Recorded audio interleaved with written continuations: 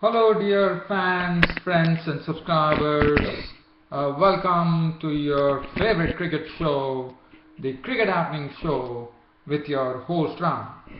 Well, on this particular Cricket Happening Show, it's going to be some cricket news and also give you a live cricket update on the current match which is going on between India and Derbyshire, where right now I do see that Derbyshire actually declared the innings closed and their overnight score of 326 for 5, and India have just reached the 200 mark right now.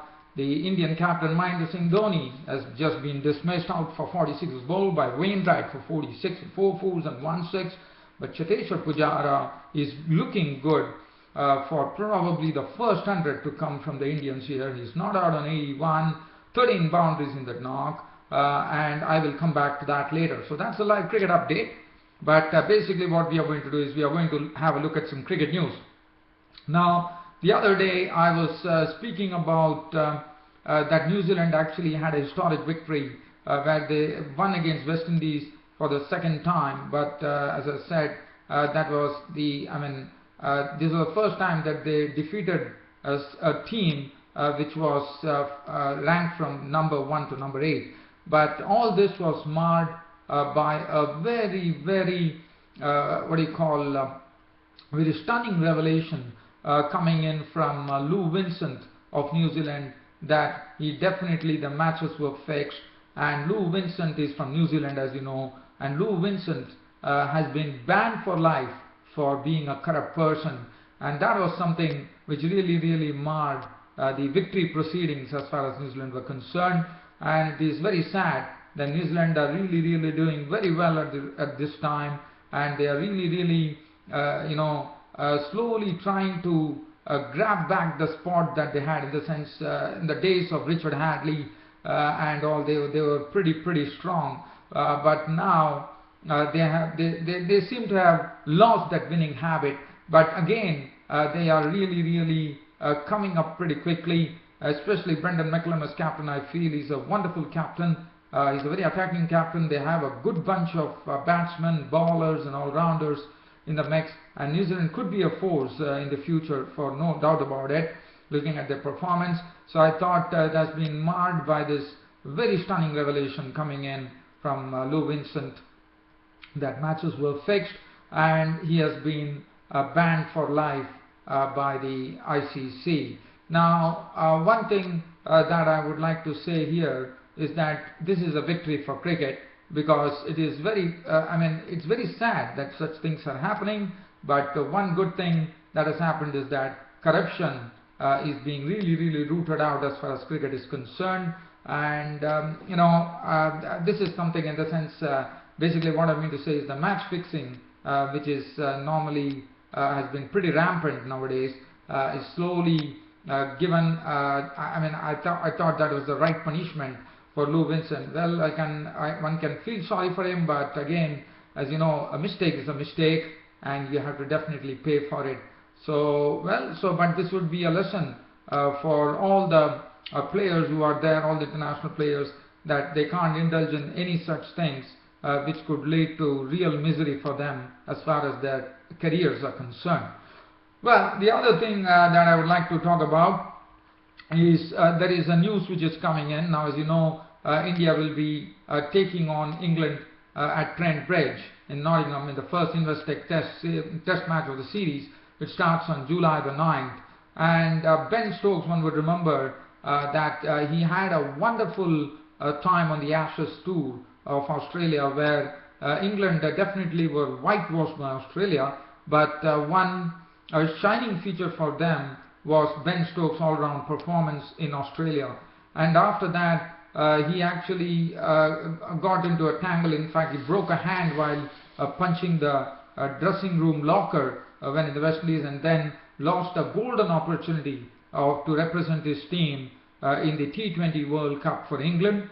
But now Ben Stokes also overlooked for the matches against Sri Lanka, the series. But what England have done is England have recalled Ben Stokes, probably due to this current performances here, where he has taken probably a 10-wicket haul in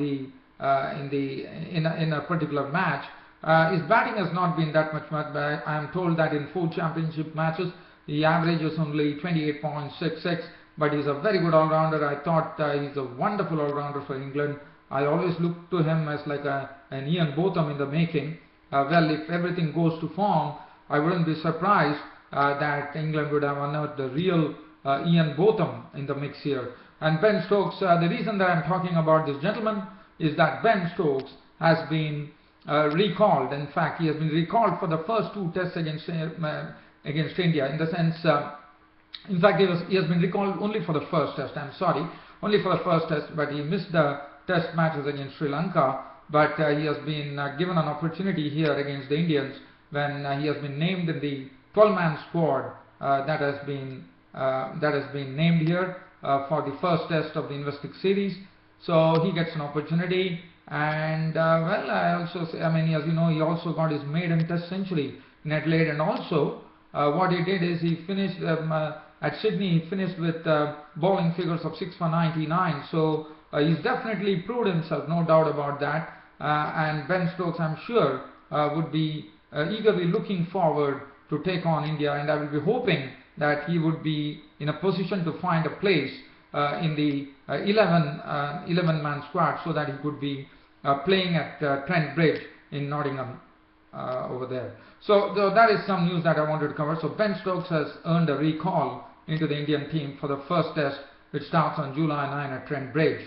Now, the other news that I would like to talk about is Jimmy Neesham. As you know, as I was always telling you, Jimmy Neesham has been pretty impressive. First, he scored a century in his first test match against India, that was on debut. After that, on West Indies soil, he came to West Indies soil and hit a century on his first stint in West Indies. Did that. After that, he played some very good knocks. In fact, what was good to see about Jimmy Neesham was that whenever the chips were down, whenever that New Zealand were finding themselves in a bit of a crisis, he used to really have the psychological advantage of actually trying to attack the West Indian bowlers, and that he did it to a nicety by contributing some very useful innings in the middle. And what that has done is there's talk going on. As you know, now the T20 matches are going to be starting between West Indies and New Zealand, and what the New Zealand think tank has suggested is that Jimmy Neesham would be a likely contender for the opening spot in the T20s, and I'm not really surprised because in T20 cricket you need to get a good start, and Jimmy Neesham, I think, will definitely provide, because what one has seen from this series against West Indies is that Jimmy Neesham is not a person who is going to sit behind and watch just block. He likes to get on with the game. He likes to take the attack to the opposition camp. He really prongs his foot forward to the spinners, and with a nice clean swing of the bat sends the ball soaring over the ropes. And that is the reason probably that the New Zealand think tank has really suggested that Jimmy Neesham should be probably opening the innings for the New Zealanders against the West Indies in the 2 T20 matches that are to come up. So Jimmy Neesham, I think that's a good move, because Jimmy Neesham, as I said, is a very bold striker of the ball, and we have seen he also has some, not only is a bold striker of the ball, but he also can play perfect cricket with a good technique. So that really augurs well for Jimmy Neesham, and I wish him good luck, and it would be good to see Jimmy Neesham opening in the T20 matches as has been told here. Now, the other thing that I would like to talk about, I would like to talk about a team which is Nepal. Now, Nepal, as you know, they played their maiden T20 World Cup. They had wins over Hong Kong, Afghanistan, and then they did commendably in the their first stint at the T20 World Cup. And probably last week it was decided by the ICC that they would have attained T20 status. So Nepal, congratulations, they attained a T20 status. But if you look at the state of affairs of the Nepal Cricket Administration, very sorry to say, things are not looking good, and that is not the support that Nepal would have expected after doing so commendably, playing the maiden T20 World Cup and are doing exceedingly well, and then also getting T20 status.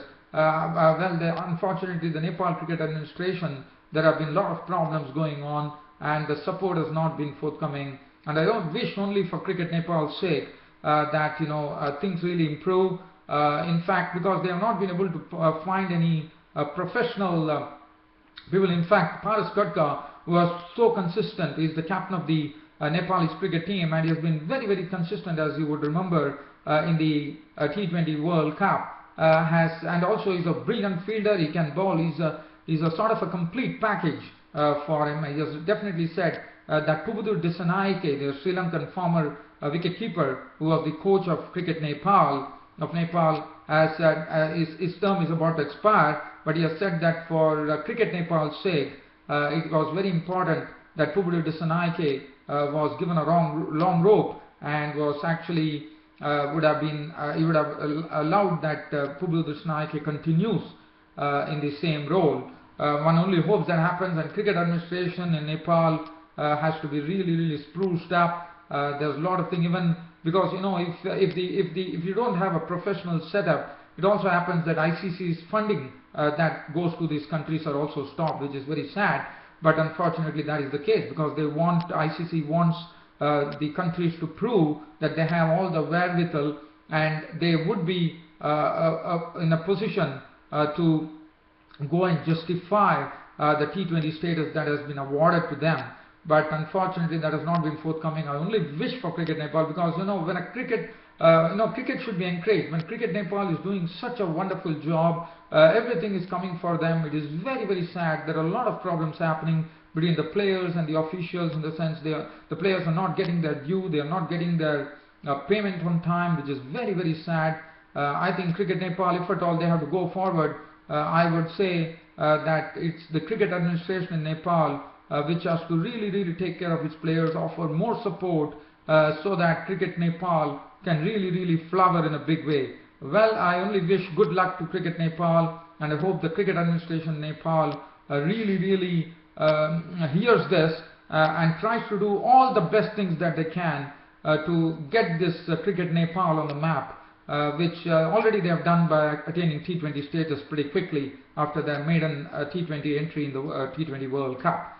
Well, dear fans, so that is some news that I wanted to cover. And last but not the least, I think I would be giving you a last cricket update. But before that, let me see. Yes, I think now it's going to be the cricket update. Let's have a cricket update, and that would end up my cricket show. Well, I do see that India have made steady progress. They are 205 for 5 currently. Cheteshwar Pujara has not moved from his score of 81, so he's definitely really biding his time at the crease. Right now, well, I see that Cheteshwar Pujara has retired out for 81, so Jadeja is not out on 8, and Stuart Binney is not out on 3. 211 for 5 is the current score. The openers, they lost today. Gautam Gambhir didn't play. They lost Shikhar Dhawan pretty quickly for 6, and they also lost Murali Vijay for 6. And after that, it was Cheteshwar Pujara with 81. Virat Kohli made 36 with 5 fours. Dhoni had a good hit of 46 with 4 fours and 1 6. And finally, they are 211 for 5 right now on the second day of this match against Derbyshire. Well, dear fans and subscribers, as said, this little cricket update is about to end. Thanks for your company as always. Thanks for your tremendous support to the cricket show. Dear friends and subscribers, your host Ram will be there tomorrow to talk to you on this Cricket Happening show. Until then, it's goodbye from Ram Studios. Thank you.